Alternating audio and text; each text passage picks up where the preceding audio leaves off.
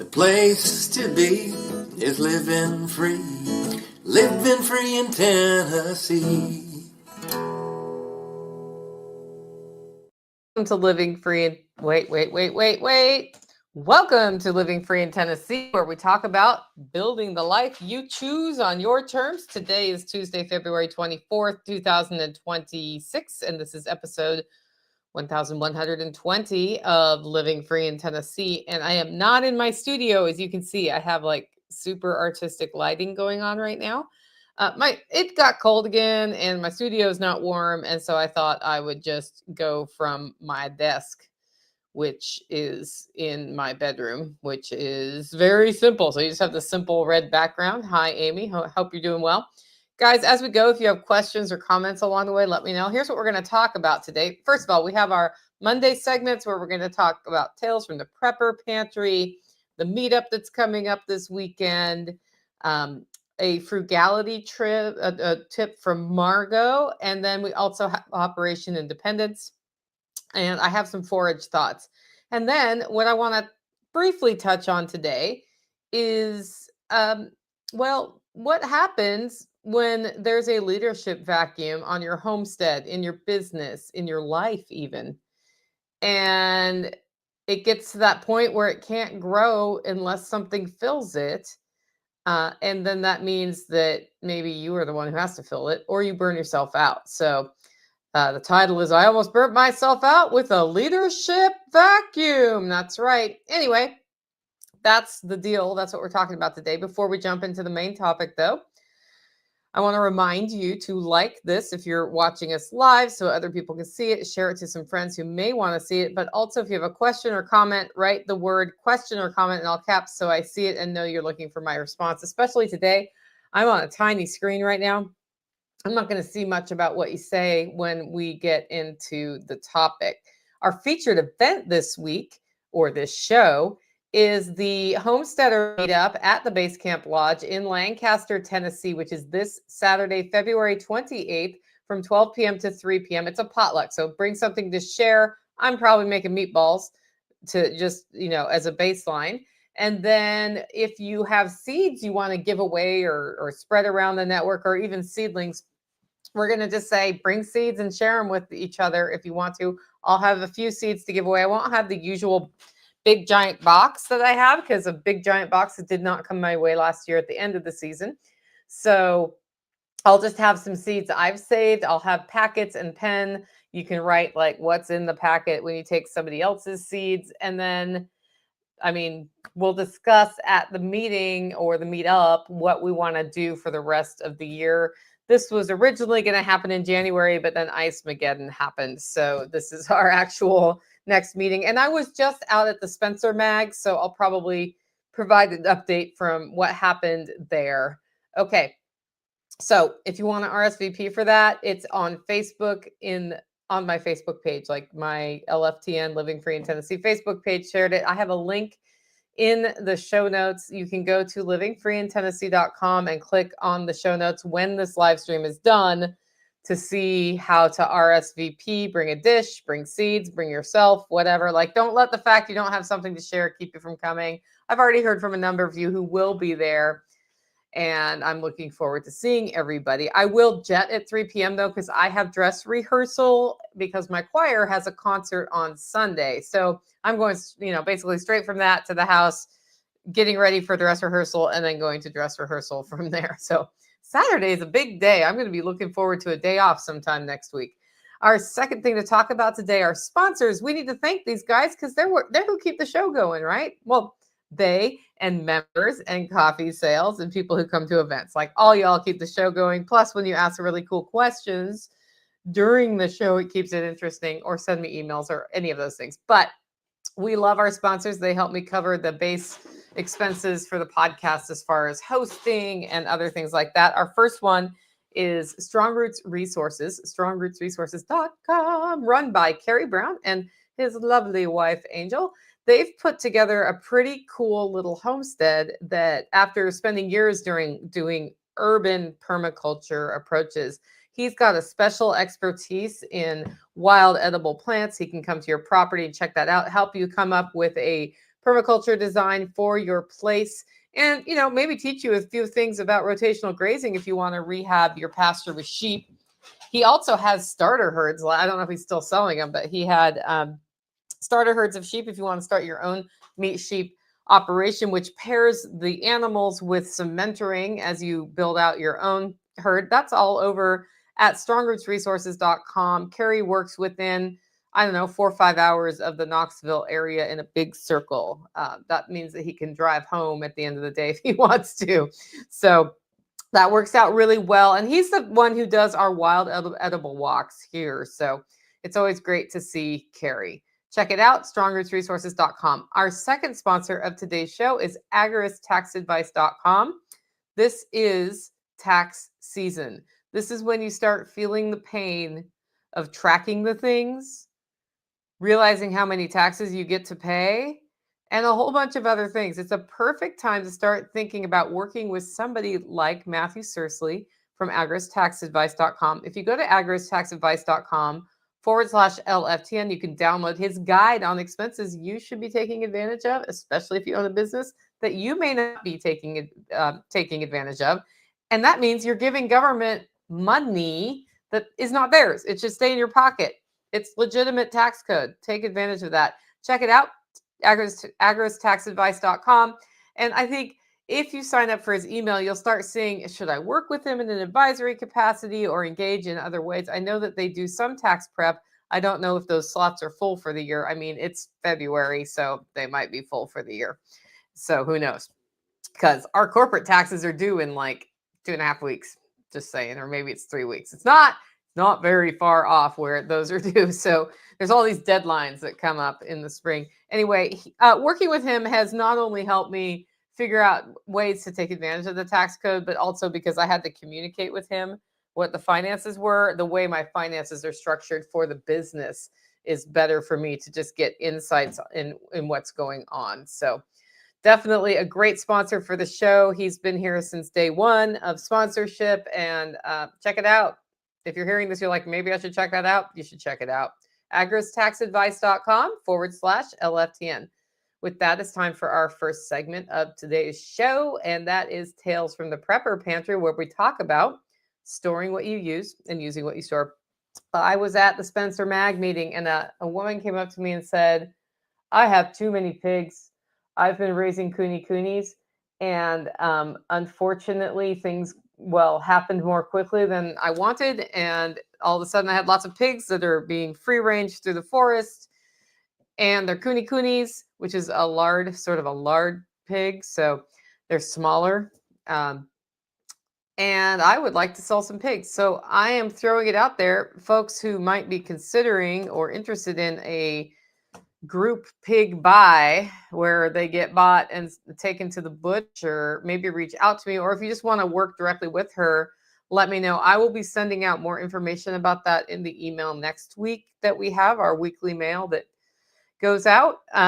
But also, if we want to try to do a group buy, we might be able to reduce some of the costs by getting multiples delivered to the butcher at one time.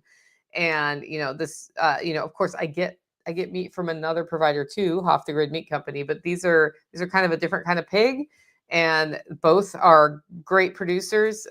So I don't know. Let me know. We should also talk about doing that with jar lids. So I'm going to reach, I was given somebody to reach out to at 4 Jars. I'm reaching out to them to see, will they sponsor us? Will they do group buys? Is there a wholesale arrangement? All of these different things. But we've in the past done bulk canning jar lid buys, and that has saved us all some money. It's like when you get thousands in the plural of lids, sometimes the price falls. So I don't know, maybe I should make a sign up for that, but then I have to maintain the sign up. We're going to have to figure out how to manage all this, guys, but reach out to me for now if you're interested in some of these things. And I'm actually wondering if there's overlap with that with the buying club, as a matter of fact. Anyway, I am breaking the bad habit that I have gotten into this winter under the guise of comfort food, of buying vegetables at the store rather than using the ones I grew and stored here. So diving back into the freezer and the canned goods and building meals around that, because at this time of year, we're not getting a lot of fresh stuff off of the homestead. although some stuff should start coming on soon. We are actually more eating from our freezer. However, Michelle Trippy from Trippy Acres has like mustard, I think collard greens and some other stuff coming off of hers. So something to pay attention to is it can be done. I just don't do it here. Um, and as the buying club goes, that puts us with a way to stay eating local, but maybe not having to grow the winter vegetables like she's doing. So I've been in this bad habit of I'll just buy some bell peppers and saute them up because they taste good.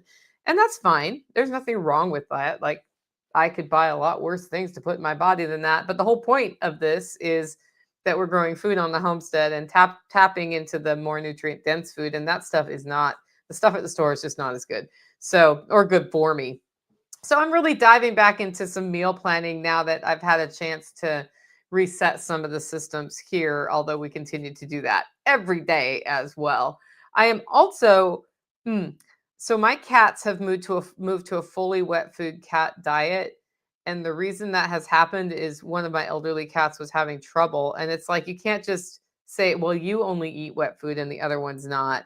And now I'm like, can I just buy a pallet of wet cat food? I'm not ready to start making a bunch of raw homemade cat food for the cats at this hot minute, although that may happen over time. I don't know. How do I get that done? I'm open to ideas. I feel like I could almost buy a semi truckload of it if I could store it, and we would totally go through that. So, anyway, anybody ever done that? Let me know. In the interim, I'm buying cases of it, and when one case is opened, another case comes in, and then I have another case also, so that we can kind of keep the cycle. And I have warning if there are supply chain problems.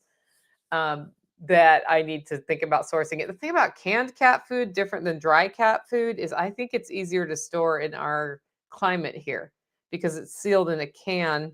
As long as the can doesn't get adulterated or super hot or freeze, I don't have the same problem that I do with the humidity and the dog food beds. Like I can't store like dry dog food and other feed. I don't have the storage capacity for to put a lot up for, just having that rotation, which means I don't get to buy pallets of dog food and get a discount. But I feel like there's a way for me to crack this nut. And I wonder, since I own a business, if I can get wholesale pricing.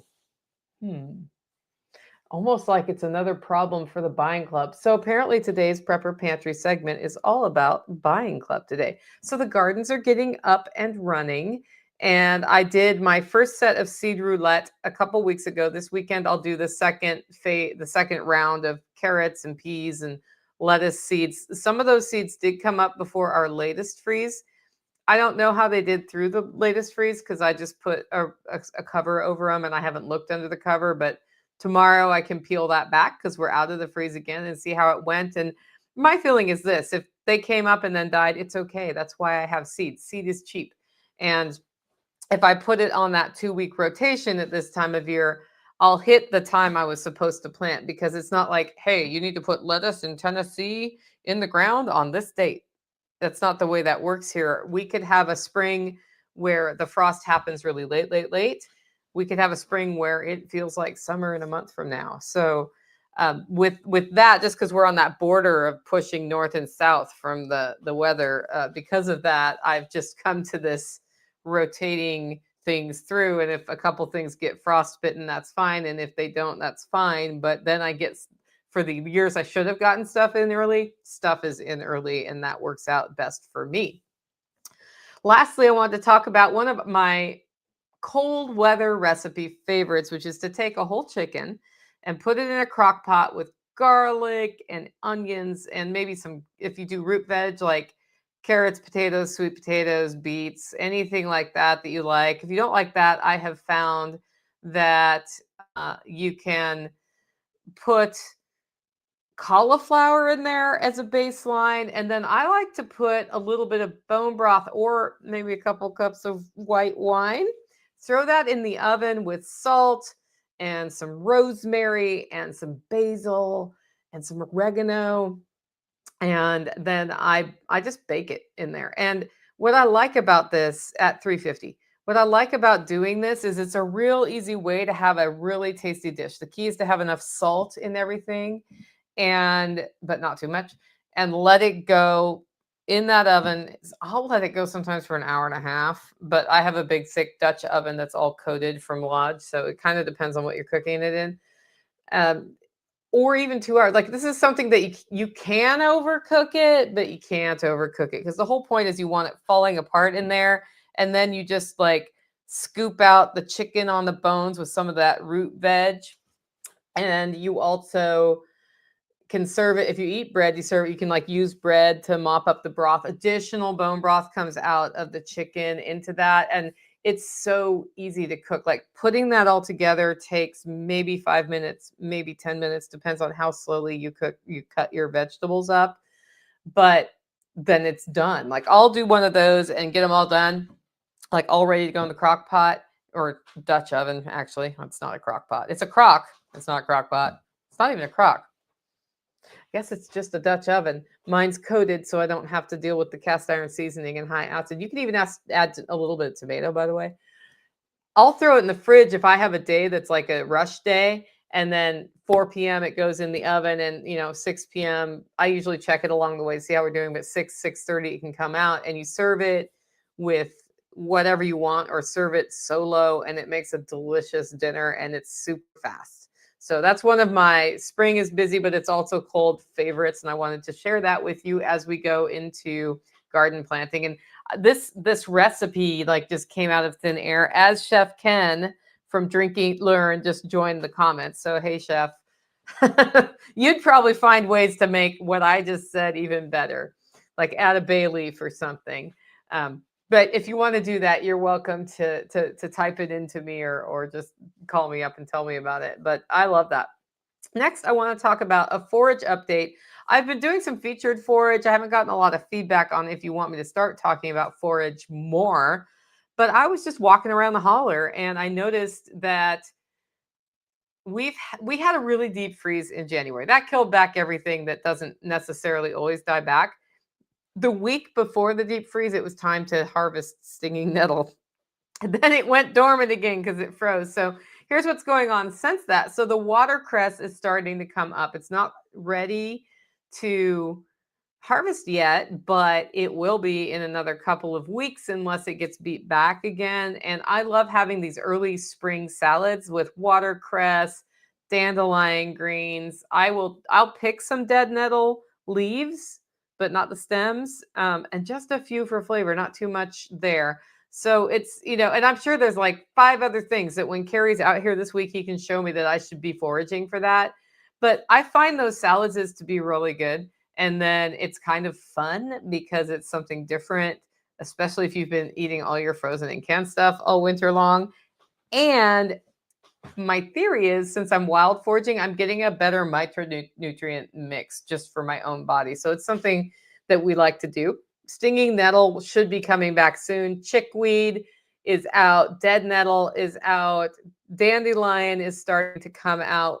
This is the time of year that we get the wild onions coming up in the yard, and you can eat those as long as you don't put crap in your yard. Well, I mean, we do put literal crap in our yard from the ducks, but you know what I mean? Like, you're not putting chemical chem green or whatever on there, but you probably wouldn't have those if you were, which is like they call it wild garlic, but it's the onion family. Anyway, those are coming up.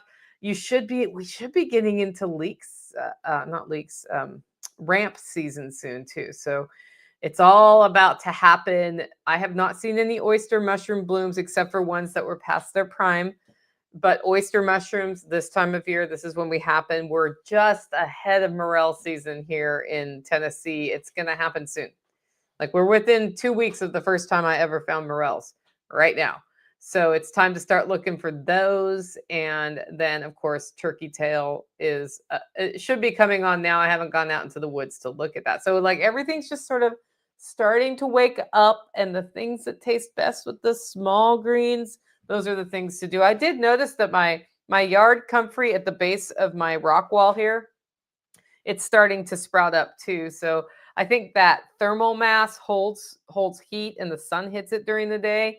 And that means that things are accelerated there a little bit. I might actually figure out if I can get a rosemary plant there. I haven't heard the post-winter rosemary update from the Tactical Redneck, which would tell me how many of the 9,700 plants we planted of rosemary in the last 2 years have made it through this latest winter. Because this winter was so rough. I'm wondering if my banana plant's going to come back, but it's come back every other time. But we got to freezing and it stayed there. And my raised beds were literal raised ice cubes, and things in there still stayed alive too. So I don't know why that happened, but it did.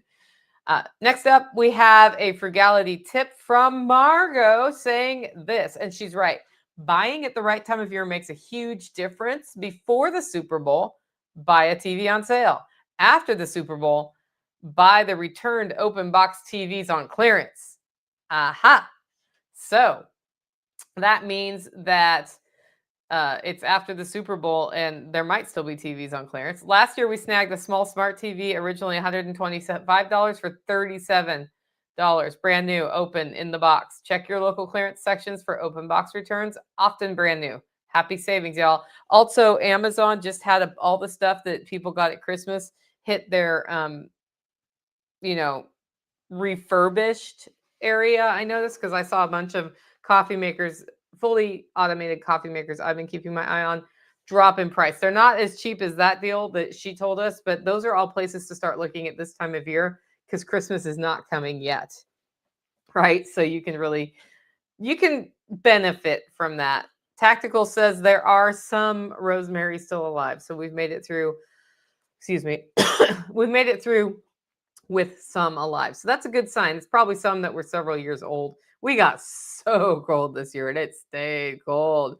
Operation Independence is where we talk about building local ongoing revenue into our lives. And I was talking to somebody who needs to get more turkey tail and they would buy it. And turkey tail season is about to happen. So I'm going to go on a little hike and I'm going to see where the turkey tails are, which is a mushroom, my friends. And then work with this person to make sure we harvest it away at a time and all the right ways for her purposes and see if there is a market there. Because if we could make a little cash there or by selling it to other folks who want to integrate turkey tail into their mushroom nutritional medicinal world, now's the time to do it. So we're just exploring this new concept, actually.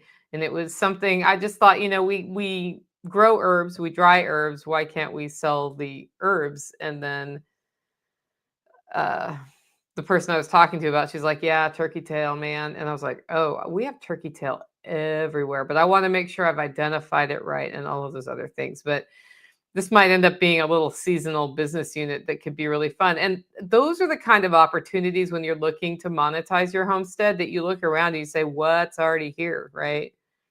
Like our friends at Third Day Beverage Company turning an artesian spring into hopefully a 7-figure business long-term. Like they're just kicking butt doing that, right? So that helps you have more stability when you're in that situation.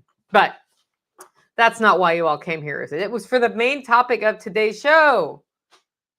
How I almost burned myself out in a leadership vacuum yesterday. So last week, you'll notice I wasn't on the show Friday. Tactical took it over. And that's because I walked away from everything, didn't turn off my phone, but functionally turned off my phone. I uninstalled all the apps that would bother me and left my computer at home and with a friend went out into the middle of nowhere somewhere for 2 days. Because my word of the year is cultivate, and I'm cultivating stuff here, but I need to cultivate myself better to be a better source of power when my power is needed. And I've been traditionally not so great at balancing the rest with the work, right? So while there, actually right before I left, I was talking to our friend Sue, who was like, you need to do for you what you do for other people when you write everything down on Post-its and we go through it. Or rather, I need to help you do that because it's a lot easier when a third party is doing that with you or guiding you through it rather than guiding yourself through it from a quality standpoint. And what I have going on is we've transitioned some of our focus here in the last year with the Holler Hub project, But I also, when I first started my side hustle based homestead stuff, I just like walked away from a job and started it.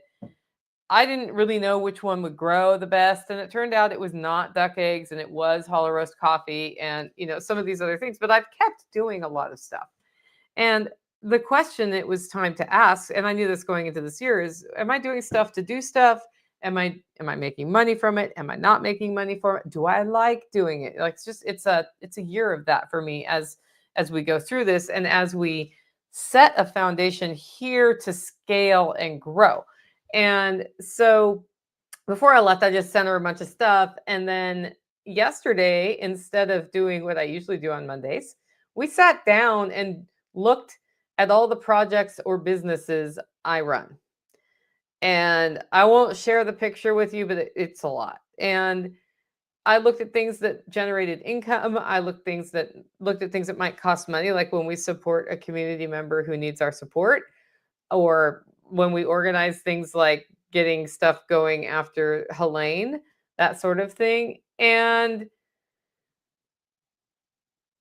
having external eyes on that was really helpful because I kind of started on my own and then we sat down and she's like, okay, so that's a great list of things you're doing. I don't even want to look at that list. We're not looking at that list. What we're doing is we're going to talk about what's your vision. You guys who've done my 3 things knows. And what are you doing now, but what do you want to do?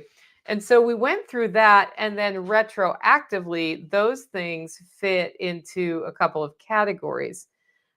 Things that are more Nicole Sauce centered, like this podcast is Nicole Sauce's podcast, for example, or when I go out and speak, that sort of thing.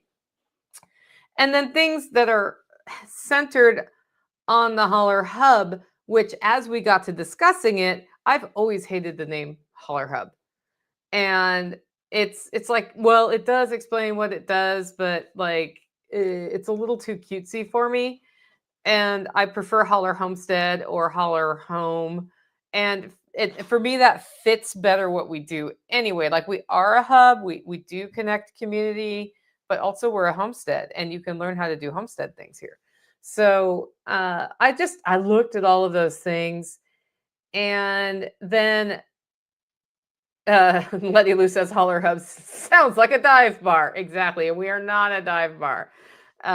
So I had every activity I was doing on a post-it note that could be moved so that it wasn't like, here's the list, but then we have to rewrite the list. That's like one of the techniques I do with people. And we put everything that was Nicole Sauce centered under Nicole Sauce. And then we put everything that was the Holler Homestead focused under the Homestead. And then there were 3 Post-its left that didn't fit anywhere. The weird outlier pile. Now, when you look at a weird outlier pile, you can either get rid of those or there's a reason you're doing them, like singing in the choir. It's kind of a weird outlier pile, but also I do that for me. And it is Nicole Sauce centered, but it's not what I'm doing for work. Like we have a concert next weekend, by the way, if you want to go, mastersingersinc.com.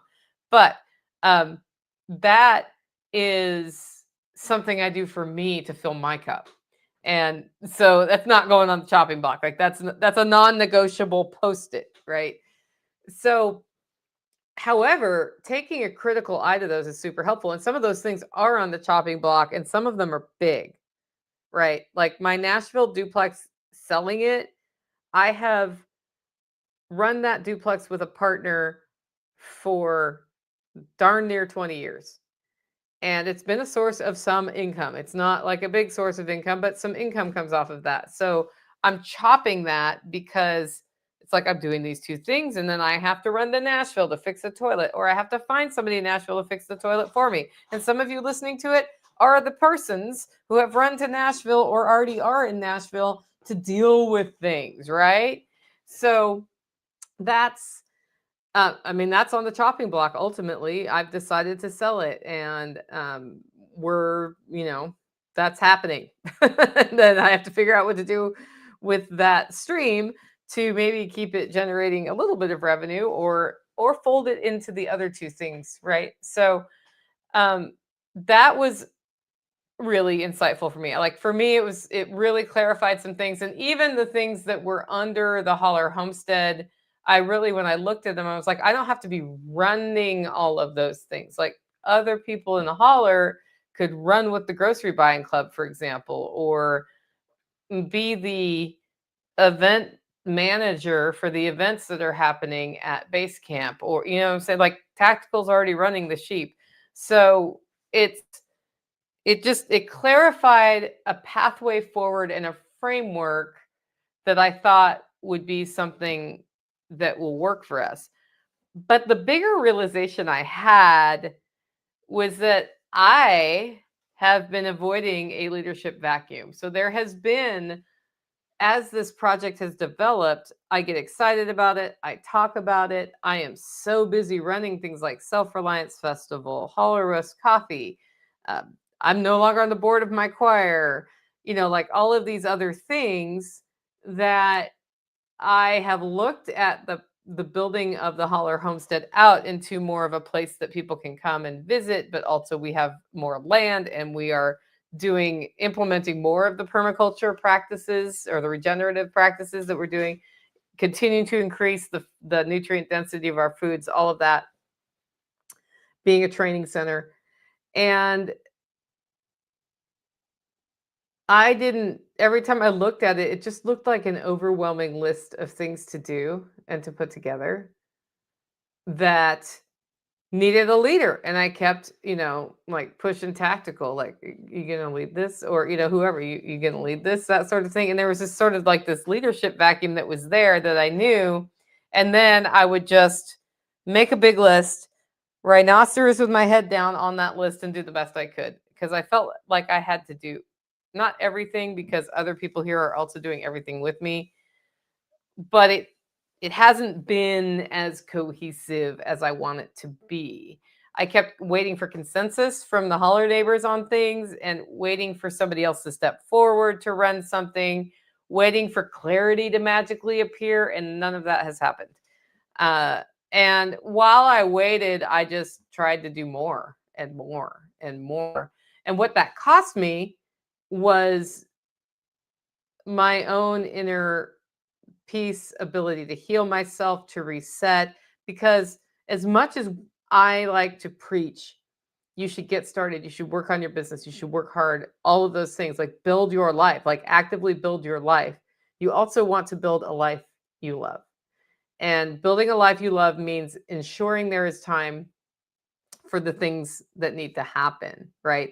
Like not just the work that needs to happen, but the fun that needs to happen, or work is fun, or you know what I'm saying? Like you need to, and you need to take care of your body and your health and make time for exercise and for proper nutrition and for developing deeper relationships with people, and all of those things take time. And it's very easy to just head down. I'm gonna get the announcement out for the meetup this weekend, and then we're gonna market it on these 5 channels. And I need to make a graphic, and then I need to make the meatballs from scratch and put them in the crop. You know what I'm saying? Like all of that stuff. So really, what that cost me was inner peace, and it has been leading to burnout for years. You guys have watched me go through cycles of work hard, take a rest, work hard, take a rest. To some extent, that's who I am. That will always happen, where I have times where I work harder and times where I like to take a rest. But when I do too much of the work harder, it leads to burnout. And then it's like the brain shorts out, or I get really super sick or whatever. And my doing that, my like, just like, we're going to work through this, stalled some of the momentum, I think, in the last 6 months as we build out the Holler Homestead project. I'm not going to use that other word we don't like because it sounds like a dive bar. And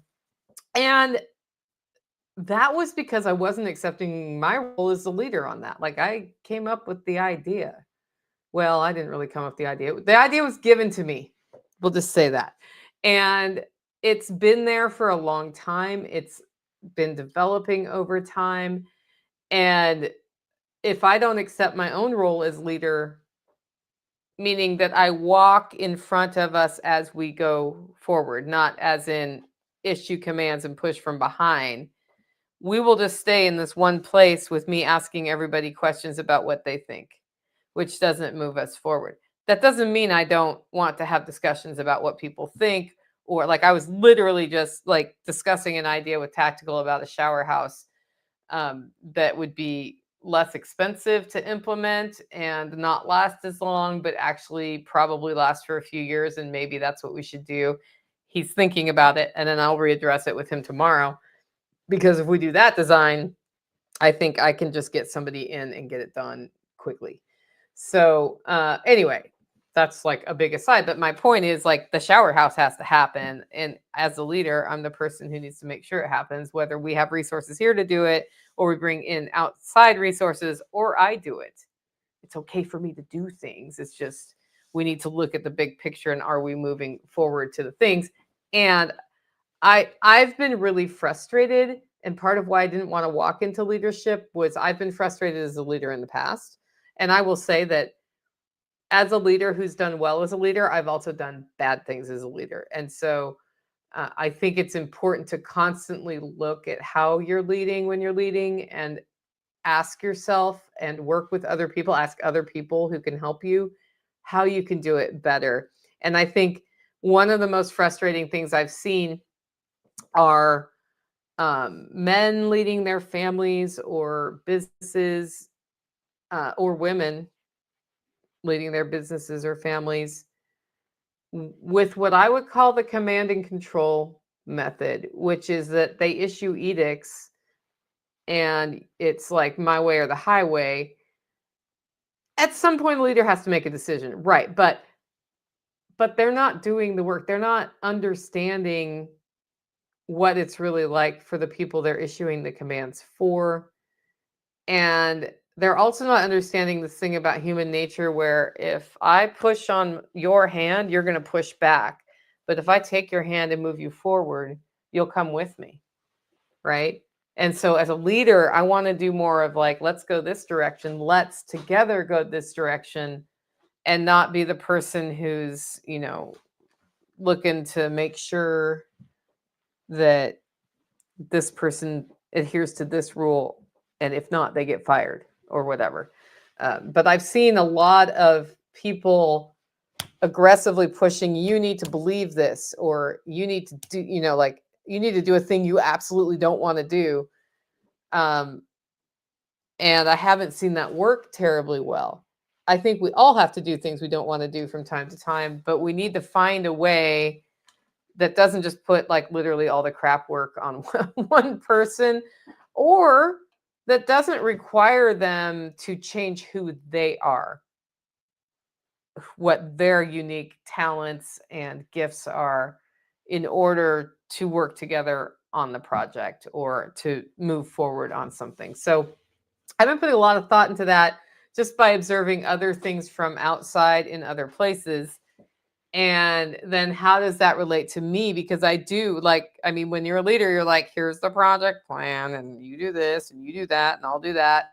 And I end up not having to do a lot of the, what I would call the shit work. And I am willing to do that work though.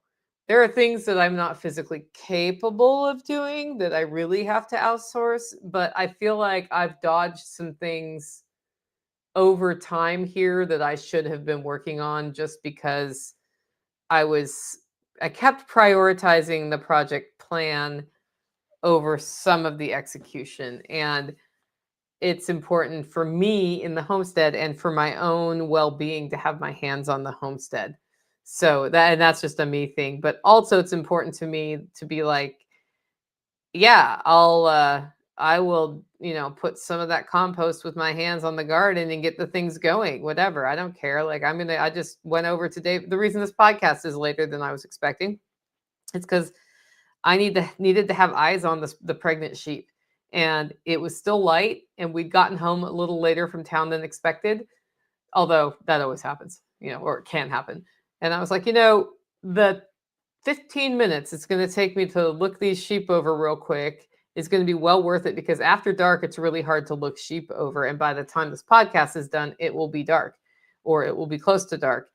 And so I'm just going to do everything a little later today and go look at those sheep, because as a leader, I need to be aware of what's going on with the sheep. And right now we are within 2 weeks of birth. So that means anything could be born at any time right now. So I wanted to look and see if anybody looked close. Nobody looked close. Went over there, and then, Tactical was over there doing other tactical things to them at, like giving them sheep treats and feeding the dogs and all that stuff. And I was like, okay, well, I'm out. I just wanted to make sure. And I didn't want to have to ask him, do they look ready? Because he always is like, but I need a second opinion on that, because like he's actually getting pretty good at being able to see that, but he likes a second opinion, I think, on that topic. So that's the thing. So yeah, it's interesting that me trying to avoid burnout by not just saying, okay, I'm going to take a leadership role on this, was that if I don't accept my role as leader, we stay in one place and I end up even more burnt out, because I'm like, why are we still in one place? Right? So I think without structure, things here were starting to become fairly personality driven. Like the sheep are Tactical's personality, the garden is my personality. And a personality driven system is great until the personality gets tired. I mean, I came back from Idaho and I'm like, I got to take animals a couple times a week or something, because I know how to take care of him, but he does all the daily chores usually, unless he's not able to because of his back. But he changed the systems to suit himself, and that makes sense. But then when I jump in, if I haven't done it in a while, I don't know what he changed. I don't know where anything is.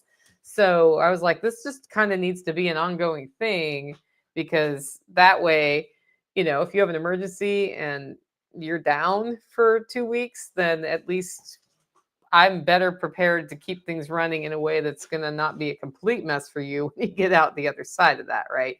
So, and that's what I mean by personality driven systems. Like Nicole Sauce branded stuff is personality driven. The Holler Homestead over is actually a place where people connect. It's a place where people reset. It's a place where you can actually, for the first time in your life, if you've never had it before, try nutrient dense food. Our food is more nutrient dense than what you get other places, like the grocery store. Even many home gardeners are not achieving what we're achieving here. Are we the best in the country? No. Are we going to be? Yes, that is the goal. But it takes time, and we're learning as we go too. So with that in mind, though, building the homestead as a framework, the Holler Homestead as a framework, makes more sense to me, as far as when I start explaining, what is the Holler Homestead? What is this community project you're talking about? What do you mean by, bringing people in, that sort of thing? Like, I also think about how much we've achieved. Like the base camp lodge is functional, and we are doing classes there. Classes are being scheduled right now. The March 14th making bacon class is going to happen. I may only have 3 people there because it's kind of last minute. I'm making bacon anyway. I might as well do a class. And like every time I talk about the bacon class, people are like, yeah, I want to go to that. And they also think I'm saying and not bacon. No, I mean, like, take a pork belly and learn how to make bacon. And then go home with your little pork belly and finish making your bacon and have a cheat sheet. I'm doing that as a short little experimental. It's going to be 1 or 2 hour class. Coffee, no food served, like no lunch, lower price point because of that. And see how the community responds, because we get people in from all over to come to my spring workshop, right? Those are all people who have thought about it, like know us basically in advance.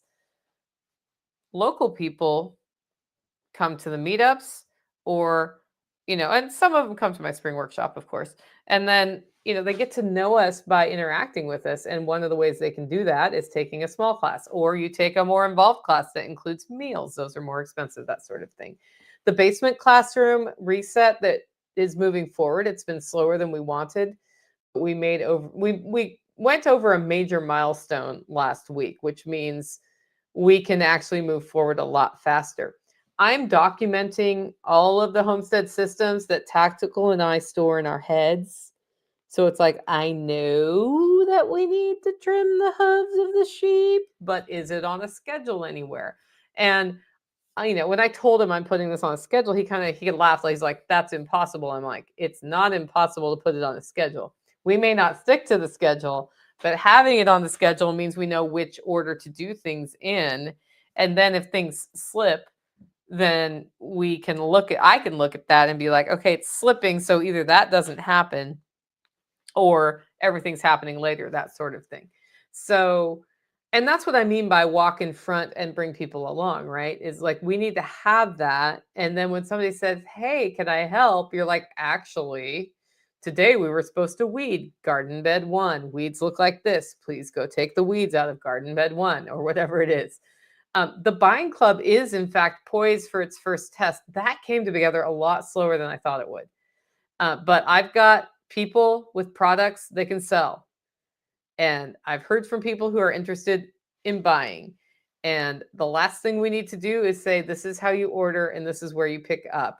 And I've even got, some people willing to help me with that. So there's the only thing in the way of that at this point is doing it. And legal structure, question mark? Yes. Legal structure will be ultimately important. However, I already have a legal structure in place at this time. That's not a bad one. Matthew, if you're listening to this, maybe we should talk.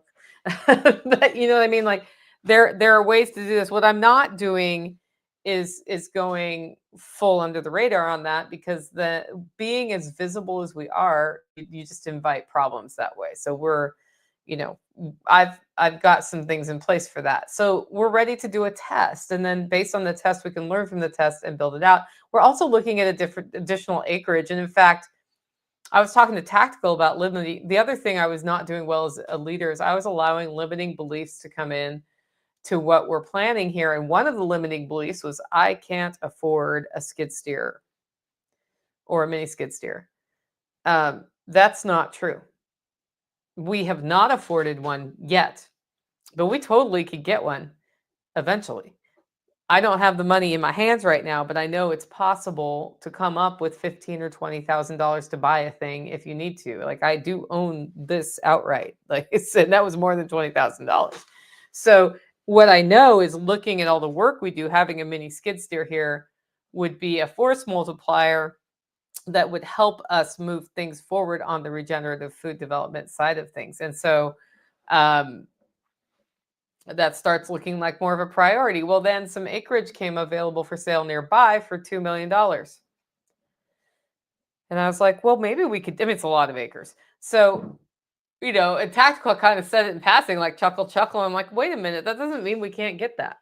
That doesn't mean that doesn't become the hub. Like, is the location right? How the land that's $2 million is not as hilly as my specific Holler land at the Holler homestead, but that, that means it's worth more. There's some other things about it that make it worth more. Also, those things about it that make it worth more could be revenue generators completely separate from our homestead business that could pay for some of the things we're doing here, right? So I was like, I can't write you a check for $2 million right now, but let's look at it. Let's like seriously consider that, because maybe that is something with some, other people coming on with us and buying it together. Maybe that does make sense, or maybe it doesn't, or maybe it's listed at $2 million, but we can get it for $1 million, and that's actually easier to come up with than $2 million by about half. So we're looking at all of that as part of the thing. And the thing that I know is the long-term plan is to expand the land, implement regenerative practices with the help of some of the people I've gotten to know throughout the journey on this podcast, like Alan Booker and Jack Spirko and all of those guys. Definitely have a way for people to experience what it's like to be on a regenerative farm, right? So that they can learn how to do it and replicate that back where they are, or if there's ways for them to be a member of the farm or be a resident running a homestead business in our neighborhood, that sort of thing. They can experience that. But also, when you start learning about the power of nutrition for your long-term health, And then you hear people talking about measuring the bricks level in your vegetables and how when you raise them nicer, those are higher. And the higher you get, the better it is for your body from addressing inflammation issues and or whatever. Just giving your body what it needs. You don't need as much food when it has better nutritional density. Um, you start saying, but where can I get it? And the answer is nowhere. That's not the answer you want to hear. So then, like, my next question is, where can I go stay for a week and eat that kind of food? And the answer was nowhere that's letting you in, Nicole. And I was like, okay, so I got to make that. Okay, so if I make that, do we then have a place where people can come and just experience what that's like? Well, here's the other thing I know is when you go from a standard American diet to whole food space, it's really hard on you at first. So, like, how do we bridge that? I don't know. But if you can get a week of whole food based meals that are part of your lodging, like room and board, while you're here, and then if you need to go get your Coke Zero at the store, you go do what you got to do, right? Um, that gives people an eye-opening experience that then maybe they want to replicate. And good news, you can learn skills while you're here too, because when you come to experience the regenerative community food and skill building, you get a reset. And then, adding that layer of member options, I think is important. Like, what if somebody just wants to have access to being able to buy some of the food we produce, or they want to come work in the soil with their hands and get that microbiology boost from just interacting with nature, or walk barefoot, or whatever it is that you want to do. I think all of that has a place here.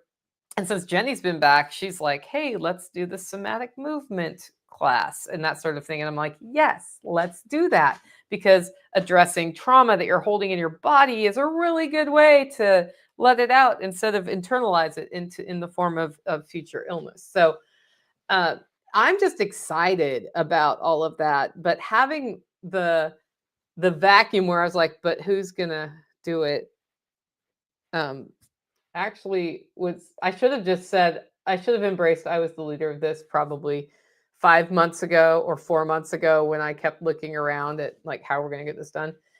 I didn't, and as a result it led to some burnout for me, which you guys all witnessed as as I went through that. So I really think the key to the foundation is that when you're a leader, from the standpoint of bringing people with you rather than pushing people with a whip, you end up in a better place. And it's really important when there's a vacuum in leadership. If you are called to do the thing, you should do what you're called to do. And then, with that in mind, how do you remain humble? How do you become a better leader? How do you put the structures in place or work with the people around you to get structure in place? Because structure generates prosperity, which allows generosity. I'm looking at a community member we have right now, Jeffrey Deere, he's like an LFTN Spring Workshop OG. He moved up to our area from Texas, and he has a brain growth. I don't know if it's cancer or not, because I didn't read his story that deeply, but it could be. And he needs brain surgery. And when he has that happen, he's not going to be earning income. So he launched a GoFundMe and reached out, and he hadn't talked to me in a few years, probably because he was dealing with that, right? Like, he hasn't talked to a lot of us in a few years. But he used to do OMG Leather Works, which was a leather.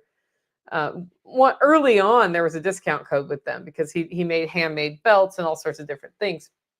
And then he kind of decided that wasn't the business he loved to do, and he did some other businesses, but also has been working full time. He's a father, he's married, like all those things. He lives near here. But when I heard that, I was like, I could send him money right now, or I could pay for a consult with him and somebody in our network who knows, because he's getting this, like, he has to get the surgery, and he's on certain medications and will be on medications related to that. I could link him up with somebody who can give him some natural things that may support him without interfering with the medication. Do I know how to do that? I do not know how to do that. I, instead of sending him cash, want to offer him that kind of a consult so that he has extra support. But then also, we can furnish him with ferments. We can help him source some of the better quality meats from like Off the Grid Meat Company or wherever. And that can really help support you. But also with the community we have, when he goes through surgery and has to recover, you know what's really nice is a meal train. But it's nice to have a meal train that's not just pizza from Papa John's. So our community is unique in that when we do a meal train, we have a tendency to do a homemade meal train and not just pizza and spaghetti, or spaghetti casserole rather. It's usually a casserole because we know what we would want, right? And I think that's important. So with that, when you have community needs, if you don't have the prosperity to pull from, you're in trouble. And I think structure sets us up with understanding what we can help people with and when we can't, but also to help generate more of the, I say prosperity and not income or revenue right now, because some of that prosperity is just in our own network getting bigger with people being involved and having skills and knowledge and that sort of thing. But also, it's not all about money. It could be that like we have the best turkey tail crop in the entire state and turkey tail can help this person. I don't know if it can. I'm just making it up. And okay, here's some, if they can't afford it. But then we sell some because the money helps us keep going. So it's kind of all of it. I view wealth in a monetary, but a beyond monetary thing, and relationships are a big part of that. But if you don't build the framework, your generosity burns out. You're just like, I can't even anymore. If you do build the framework, then your generosity becomes sustainable. I've been watching Jenny like kind of grapple with this with her own concept of like, I'll treat people and then, $5 from every session I do goes into the Ripple fund. And then when somebody needs a little bit of help, it pays for the herbs that I send them or the whatever, or the session I do with them. So it's the same kind of thing. She needs that structure and that framework to have a dedicated thing to be able to say, this is what I can do to help with people. And then do that, because she is also called to help people, right? So that's how you do that without burning out. So I guess my question to you today is really, where are you burning out because you won't build structure? And why are you afraid to build it? Because I don't have time isn't the right answer. You have time for what you make time for. That's a hard lesson for all of us. And where are you avoiding stepping into leadership where you should be in leadership? And why are you doing that? Are you genuinely just not a good leader and don't want to become one? Okay. Or is it because you feel overwhelmed here, so you're not going where you need to be? Where if you would just be a leader there, all of that other stuff would go away. And is your homestead project, job, business, what you're doing, is it personality driven when it needs to transition to more of a framework? Or are you just happy with where it's at and it is personality driven? That's fine too. Because I think sometimes growth doesn't require more effort. It requires clarity and somebody willing to walk in the front. And sometimes you've built what you like already and it is what it is, right? So, as we leave today, I would just say, look at what you're building and identify your own buckets of what's primary, what's like your personality versus what's more of the household thing or community thing, and what's the outlier pile of things that's good for her, or is it this other thing, that this rental property that I don't even know why she's doing that anymore because it doesn't make her that much money, right? um, or maybe you're all in on rentals and that's your thing. I don't know. But in my example, it's like hard to give it up, but it's time to give it up. I think if we keep doing that iteratively, guys, we get better. and we can call each other on things when we see it. So those are my thoughts today. Don't forget, if you want to support Jeffrey Deere, by the way, and you're on my Monday mail, I sent the link to his fundraiser out. I will share that on social tomorrow when I have time to write things a little bit more thoughtfully. Today was a big going to town day. Tactical and I went to a counseling session on improving some places where we don't communicate as well in our structure on the homestead. So that's something we do from time to time, and it was time. So that took hours. And then we went to all the stores. So anyway, I don't want to share that fundraiser out like half baked. Also keep Amy Dingaman in your prayers. Her husband, Jay, just had heart surgery, open heart surgery, and he's recovering. He's doing well. But yeah, I hope to see you on Saturday and make it a great week.